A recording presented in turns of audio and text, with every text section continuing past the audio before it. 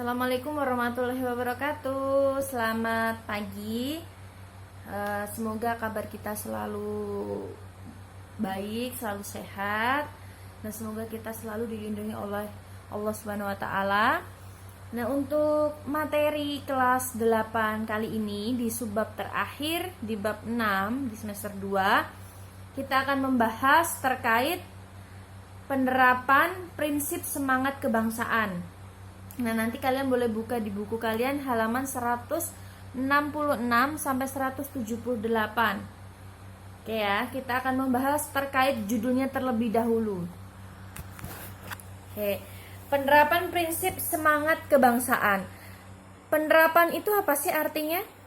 Penerapan adalah cara atau sesuatu untuk kita lakukan atau perbuatan. Itu adalah penerapan. Sedangkan prinsip itu apa sih?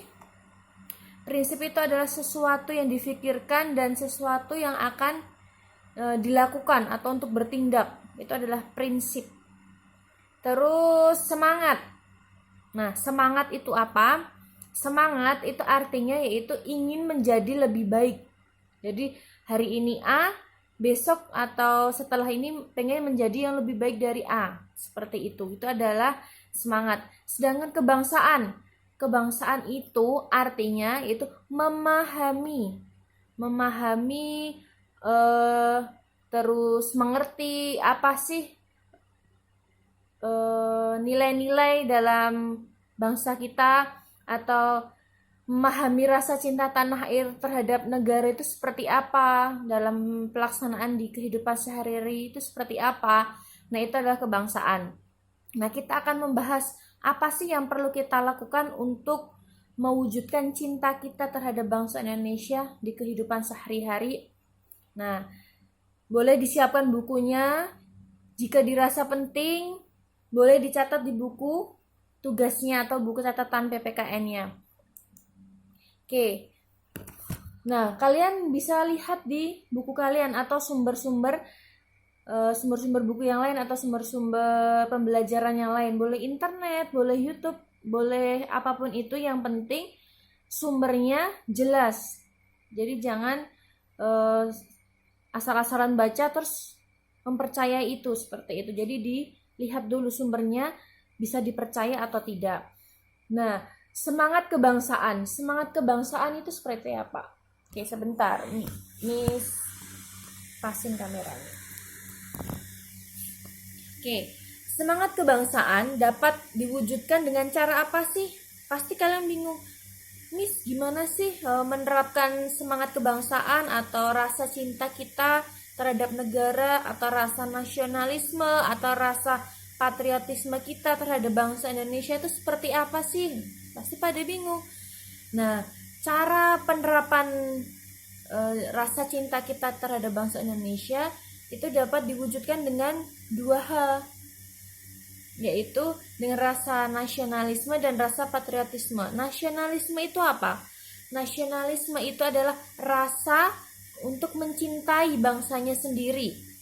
Jadi rasa cinta kita terhadap bangsa Indonesia. Terus untuk patriotisme itu apa? Kalau patriotisme itu artinya rela berkorban untuk bangsa, atau rela berkorban untuk kepentingan umum, tidak kepentingannya sendiri, seperti itu. Nah, itu adalah patriotisme. Nah, sekarang pertanyaannya, bagaimana kita melakukan yang namanya nasionalisme, patriotisme di kehidupan sehari-hari? Nah, bagaimana coba? Sekarang misalnya bagaimana cara kita melaksanakan di kehidupan sehari-hari? Nah, untuk melakukan dalam kehidupan sehari-hari, kita dapat melakukan dua hal atau dua penerapan.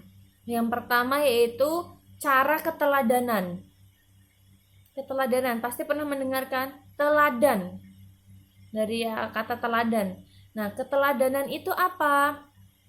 Keteladanan adalah hal yang dapat ditiru atau dapat dicontoh atau dapat diterapkan dalam kehidupan kita. Contoh, si A membuang sampah.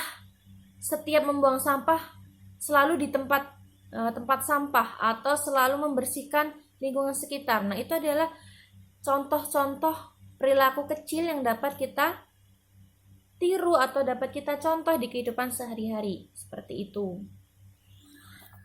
Nah, kenapa sih kita harus meneladani atau mencontoh hal-hal yang baik?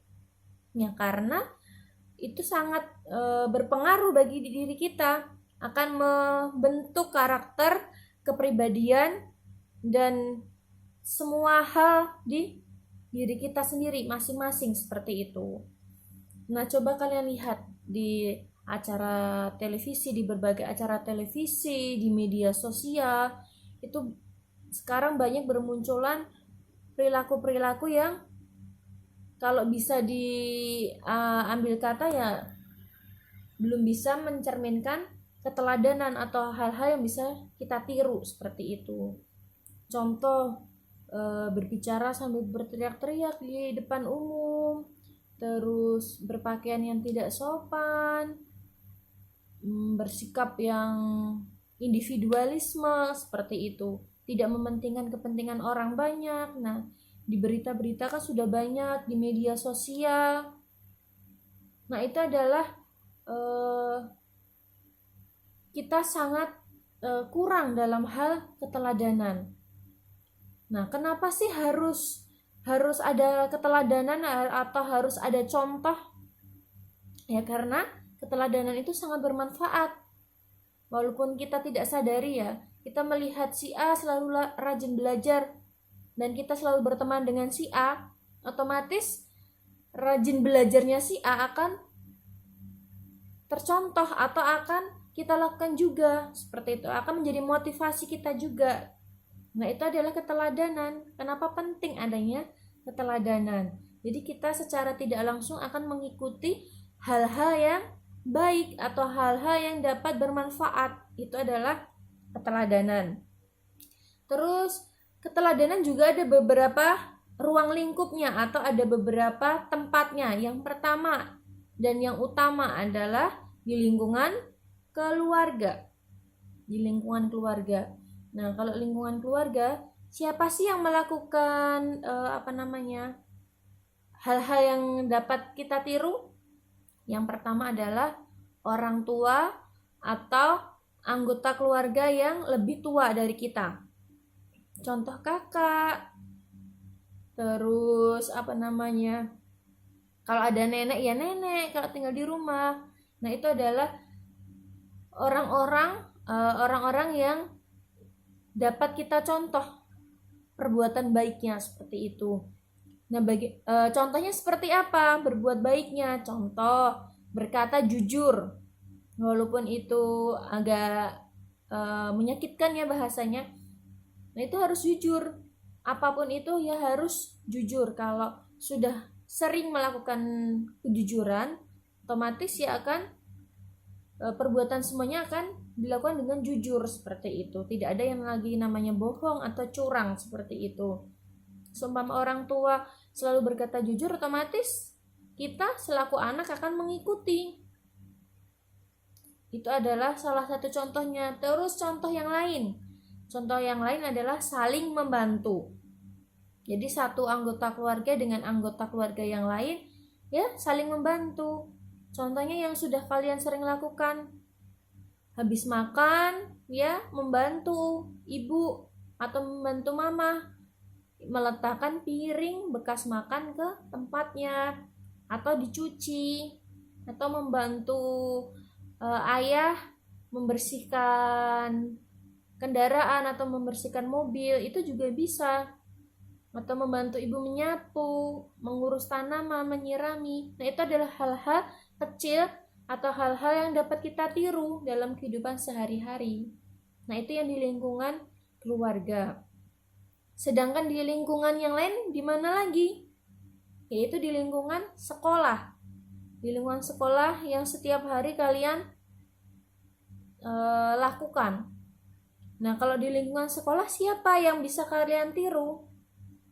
Salah satunya ada yang namanya warga sekolah. Warga sekolah itu ada siapa? Ada kepala sekolah, ada guru-guru, ada karyawan, baik itu satpam, TU, dan lain-lain.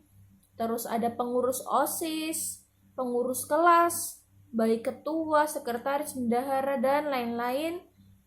Nah, itu adalah orang-orang yang bisa kalian tiru perbuatan baiknya atau perilaku baiknya dalam lingkungan sekolah. Contohnya seperti apa? Mentaati peraturan sekolah, itu juga wajib kalian tiru. Jika ada siswa yang rajin, yang taat, nah itu adalah contoh yang perlu kalian tiru. Diambil yang baiknya. Kalau ada yang kurang baik ya, kalian jangan ikuti, kalian hindari, seperti itu. Contoh berangkat tepat waktu, belnya jam berapa ya, usahakan datang sebelum bel itu berbunyi. Terus atribut sekolah seharusnya hari Senin sampai Jumat itu seperti apa ya, diikuti, seperti itu. Nah, itu adalah satu contoh sikap teladan atau sikap yang bisa kita tiru di lingkungan sekolah. Selanjutnya apa? Bersungguh-sungguh dalam belajar. Menuntut ilmu itu harus bersungguh-sungguh, baik perilaku kita terhadap guru maupun semangat kita.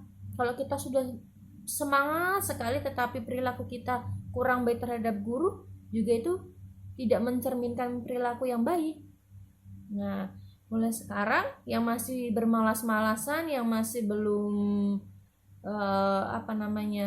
belum menghormati orang yang lebih tua, ya ayo belajar. Kita contoh orang-orang yang berperilaku baik, yang sopan santunnya baik, seperti itu. Itu yang kedua. Nah, keteladanan yang ketiga di mana tempatnya? Ya, benar. Di lingkungan sekitar atau di masyarakat atau di lingkungan tempat tinggal kita. Nah, itu adalah yang ketiga. Nah, siapa yang perlu kita contoh selain orang tua? Yaitu tokoh-tokoh masyarakat. Nah, siapa sih tokoh-tokoh masyarakat itu? Bisa Pak RT, Pak RW, atau tokoh-tokoh agama. Kalau di agama kita ya ustadz. Nah, itu bisa ustadz ustazah, itu bisa kita contoh perilaku-perilaku yang baik. Contoh kalau dalam hal beragama ya, ketaatannya, sholatnya 5 waktu, kita contoh perilaku yang baik. Terus peduli terhadap tetangga sekitar. Contoh tetangga sekitar di musim corona ini, wabah COVID-19 ini, ada yang sampai tidak bisa bekerja,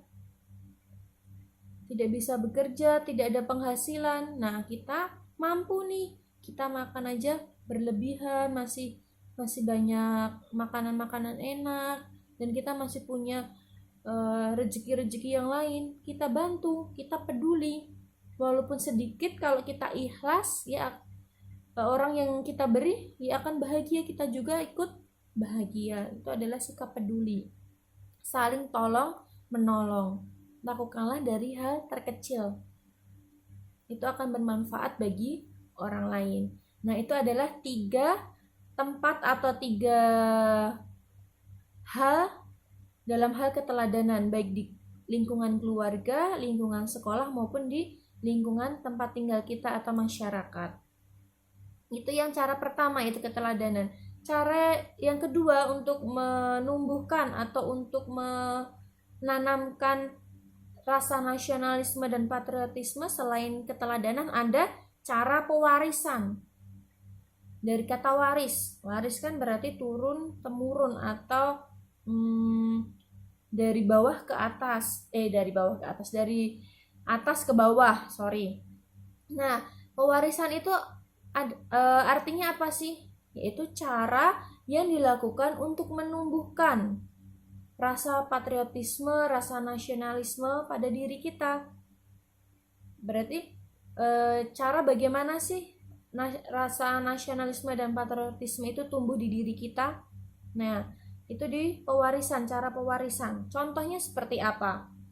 Yaitu melakukan kegiatan-kegiatan yang dapat menumbuhkan rasa nasionalisme dan patriotisme yang pernah kita lakukan, yaitu mengunjungi museum sejarah, terus membaca mempelajari cerita-cerita sejarah atau peristiwanya beserta tokoh-tokohnya.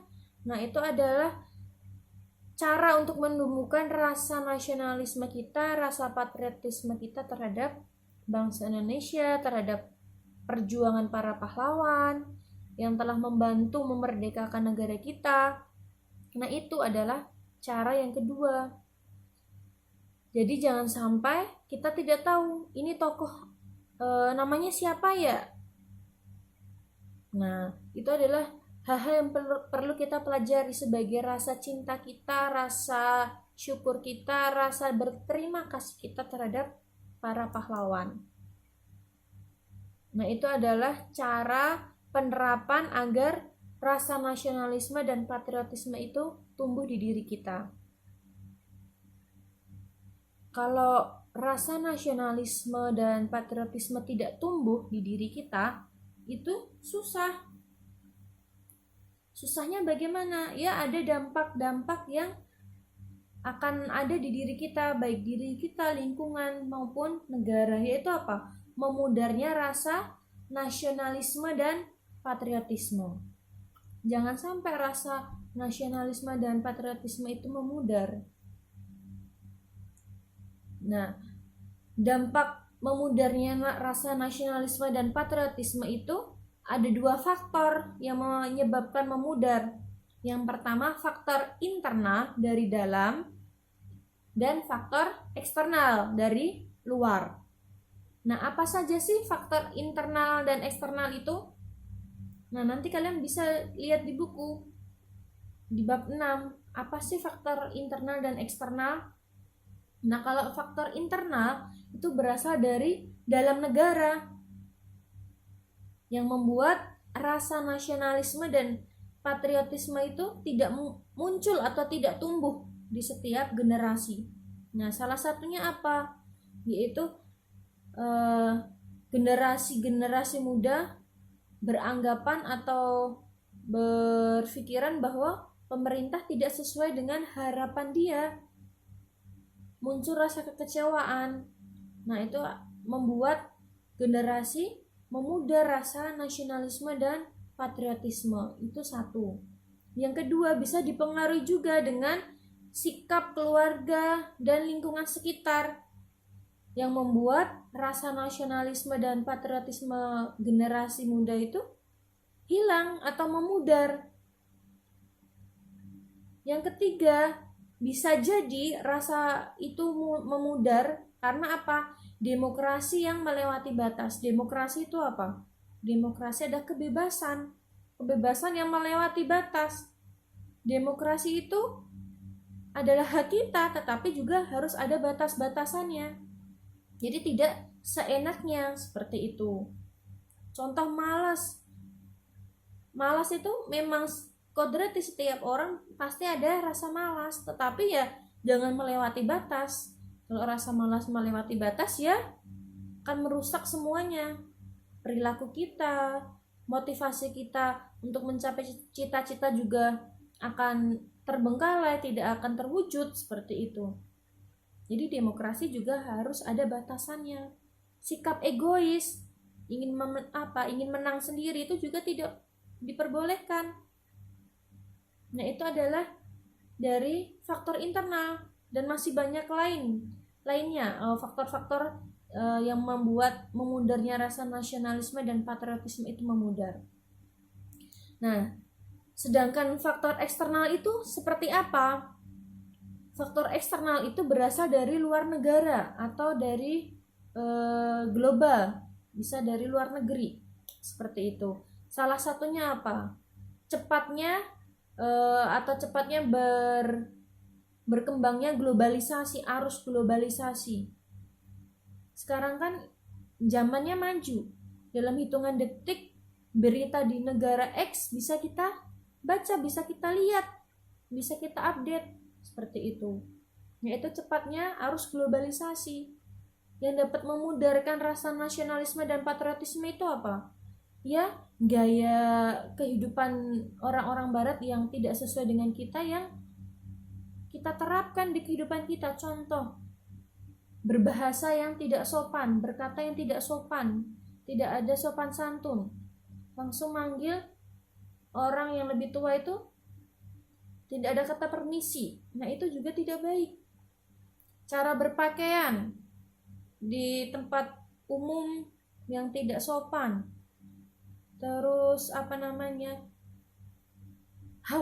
malah hafal lagu-lagu barat dengan fasih, sedangkan lagu-lagu wajib nasional malah tidak mengerti, malah tidak tahu judulnya, seperti itu. Jangan sampai. Boleh kita menghafalkan lagu-lagu barat, boleh kita mengikuti arus globalisasi yang baik, tapi ya kita lihat kita sudah menerapkan belum rasa nasionalisme dan patriotisme kita di bangsa kita, di bangsa Indonesia, seperti itu. Nah, itu adalah hal-hal yang dapat memudarkan rasa nasionalisme dan patriotisme kita terhadap bangsa kita, bangsa Indonesia. Nah, bagaimana agar tidak memudar dan selalu tumbuh di diri kita? Ya, peran kita semua, tidak hanya anak muda. Semua orang, semua warga negara wajib menumbuhkan, wajib selalu memupuk rasa nasionalisme dan patriotisme. Dengan cara apa? Satu, rela berkorban. Rela berkorban itu apa? Melakukan sesuatu dengan ikhlas, tanpa pamrih, untuk diberikan ke orang lain. Contoh kecil, sekarang kan sedang ada wabah corona, banyak orang-orang yang tidak bisa bekerja. Nah, contoh kecilnya apa? Kita menyisihkan sedikit uang kita atau rezeki kita atau makanan yang kita miliki, kita berikan ke orang-orang yang membutuhkan. Satu orang saja itu akan bermanfaat. Itu adalah cara kecilnya. Terus hal yang lain yang bisa kita lakukan dalam hal rela berkorban apa? Yaitu menjaga lingkungan, membersihkan lingkungan sekitar, di rumah, kamar kalian, atau lingkungan di depan rumah itu juga perlu dibersihkan, dijaga, seperti itu. Selain rela berkorban apa? Ada berani dalam kebenaran, yaitu mengakui jika salah ya salah, jika benar ya katakan yang benar, seperti itu. Terus yang ketiga apa? Berjiwa besar. Berjiwa besar itu apa? Mengakui dan menerima keadaan yang ada. Kalau kita ingin mengikuti perlombaan terus kalah, ya terima dengan jiwa besar, diakui bahwa kita kalah dan kita ambil nih. Kenapa sih peserta lain bisa menang? Kita contoh. Nah, sekian materi kita dalam penerapan rasa nasionalisme dan patriotisme kita terhadap bangsa Indonesia, dan dampak apa yang berpengaruh jika rasa nasionalisme dan patriotisme kita memudar. Itu materi kita hari ini. Nah, untuk mereview materi kita, kalian bisa membaca di buku dan di sumber-sumber yang lain. Nah, untuk tugasnya seperti apa? Silahkan dibaca di Google Classroom kita terkait tugasnya dan dikerjakan sesuai instruksi yang ada dan dikumpulkan di Google Classroom, via Google Classroom ya. Pesan Miss Ririn, tetap semangat dalam belajar dan jaga kesehatan. Oke, terima kasih. Jangan lupa like, komen, dan subscribe. Terima kasih.